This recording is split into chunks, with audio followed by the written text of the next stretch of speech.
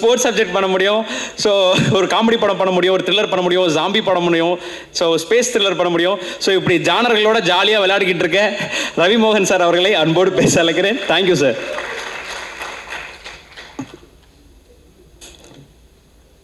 எல்லாருக்கும் வணக்கம். ஆரம்பிக்கும் போது சொல்லுவோம் இல்லையா, இந்த விழாவுக்கு வந்து ரொம்ப சந்தோஷமாக இருக்குன்னு. அந்த மாதிரி ரொம்ப ரொம்ப சந்தோஷமாக இருக்குது. ஏன்னா இந்த சந்தோஷம், இந்த விழா என்னுடையது கிடையாது, இருந்தாலும் இவ்வளோ சந்தோஷமாக இருக்குதுன்னு நினைக்கும் போது இந்த படத்தினால ஏற்பட்ட அந்த நட்பு, அந்த ஒரு குடும்பம், நீங்கள் எல்லாரையும் பார்க்கும் போது சுற்றி போட்டுக்கோங்க, அவ்வளோ ஒரு அழகாக இருக்குது. இதே மாதிரி இந்த வெற்றியும் அமைஞ்சிடும், கண்டிப்பாக அமைஞ்சிடும். அப்படி அமைஞ்சிடுச்சுன்னா, அப்படி அமைகிற நேரத்தில் அதுக்கும் என்னை கூப்பிடுங்கன்னு சொல்லி அன்போடு கேட்டுக்கிறேன். இந்த படம் நான் பார்த்துட்டேன், நைட்டு தான் பார்த்தேன். அந்த ஒரு ஆடட் அட்வான்டேஜ் இருக்குது எனக்கு. இந்த படம் வந்து பார்க்கும்போது நல்லா இருக்கு, நல்லா இல்லை, அதெல்லாம் தாண்டி வந்து ஒரு மிகப்பெரிய ஒரு உணர்வாக வந்து இந்த படம் எனக்கு வந்து இருந்துச்சு. இது கம்பேர் பண்ணலான்னு நான் நினைக்கிறேன். இந்த படத்தை பார்த்தது உன்னுடைய ரிவ்யூ கொடுக்குற அளவுக்கான தகுதி எனக்கு இல்லை. இன்னும் சினிமாவில் அதை நான் வளர்த்துக்கல. அது நான் இன்னும் கற்றுக்கிட்டே இருக்கிறதுனால எனக்கு வந்து இந்த ரிவ்யூ கொடுக்கணுன்னா ஓரளவுக்கு கற்றுக்கிட்டு தான் கொடுக்கணும். நான் இன்னும் கற்றுக்கிட்டே இருக்கேன்னு தான் நினைக்கிறேன். அதனால் ரிவ்யூ கொடுக்க நான் விரும்பலை. இந்த படம் ஒரு மிகப்பெரிய உணர்வை உங்களுக்கு ஏற்படுத்தும். அதுதான் சக்ஸஸ்ன்னு நினைக்கிறேன். ஸோ கண்டிப்பாக சக்ஸஸ்ன்றது மட்டும் எனக்கு நல்லாவே தெரியுது. பாலு மகேந்திரா சாருடைய வீடு படம் நமக்கெல்லாம் எவ்வளோ பிடிச்சதோ, இந்த படம் அந்த அளவுக்கு கண்டிப்பாக பிடிக்கும்ன்ற பெரிய நம்பிக்கை எனக்கு இருக்குது. அதை வந்து எல்லாரும் இந்த படம் ரிலீஸ் ஆனதுக்கப்புறம் கண்டிப்பாக அதை பற்றி பேசுவாங்க, மென்ஷன் பண்ணுவாங்கன்னு நான் நம்புகிறேன். ஏன்னா அந்த உணர்வு வந்து only because of Sri Ganesh தான் நமக்கு ஏற்பட்டது. All the best. Balu Mahendra சாரை விட மிகப்பெரிய டைரக்டராக வரணும்னு நான் ஆசைப்பட்றேன். All the best to you. And இந்த படம் சக்ஸஸ்க்கு அப்புறம் அருண் விஷா வந்துட்டு கார் இருக்கா, இது இல்லை எல்லாம் சொன்னார் இல்லையா ராம் சார். இந்த படத்துக்கு அப்புறம் பல காரை நீங்கள் வாங்குவீங்கன்ற பெரிய நம்பிக்கை எனக்கு இருக்குது. அண்ட் ஆனால் இந்த மனுஷன் எப்படின்னா, அவன் வாங்கிக்க மாட்டான், மற்றவங்களுக்கு டைரக்டருக்கு வாங்கி கொடுப்பாரு, மற்றவங்களுக்கு வாங்கி கொடுக்குற மனுஷன் இந்த மனுஷன்.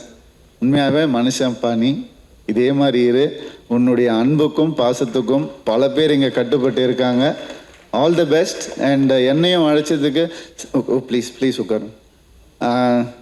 எந்த ஒரு ஹீரோ படமும் ரிலீஸ்க்கு முன்னாடி இன்னொரு ஹீரோக்கு போட்டு காட்டி பர்சனலாக பண்ண மாட்டாங்க. ஆனால் நானும் சித்தார்த்து என்றைக்குமே ஹீரோஸ் மாதிரி நாங்கள் இருந்ததே இல்லை. நாங்கள் எப்போ ஃப்ரெண்ட்ஸ் ஆனோம், எங்கே மீட் பண்ணோம், ஆகிட்டோம், அப்படியே வளர்ந்துட்டோம்.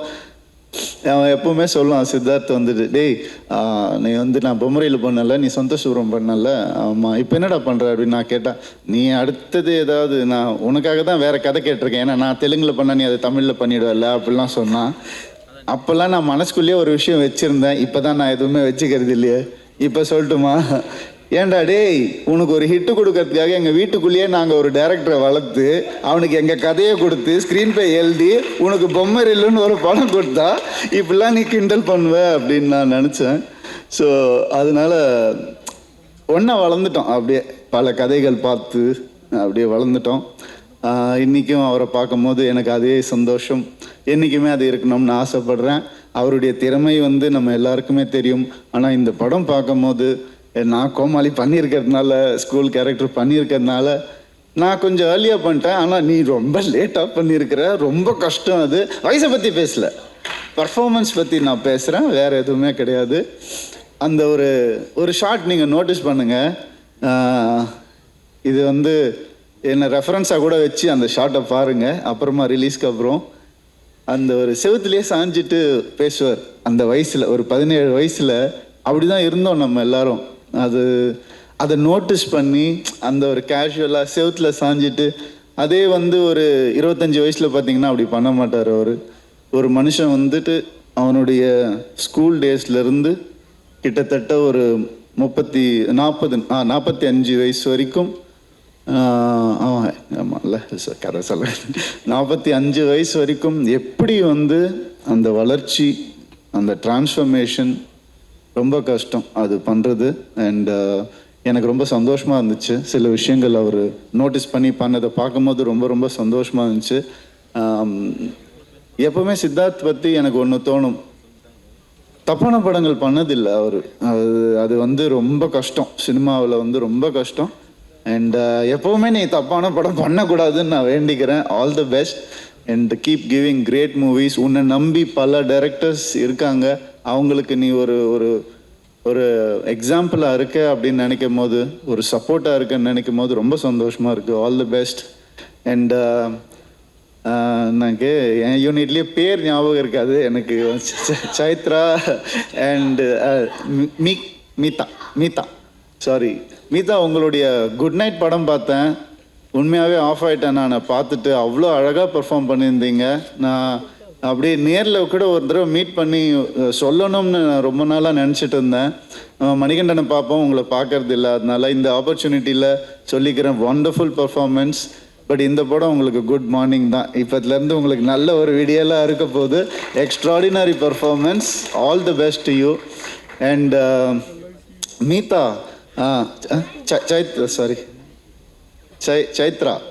சைத்ரா வந்துட்டு எப்படின்னா, புதுமுகம்னாலே ஒரு ஒரு அட்ராக்ஷன் இருக்கணும் கண்டிப்பாக. அதனால தான் அவங்க அந்த படத்தில் செலக்ட் பண்ணியிருப்பாங்க.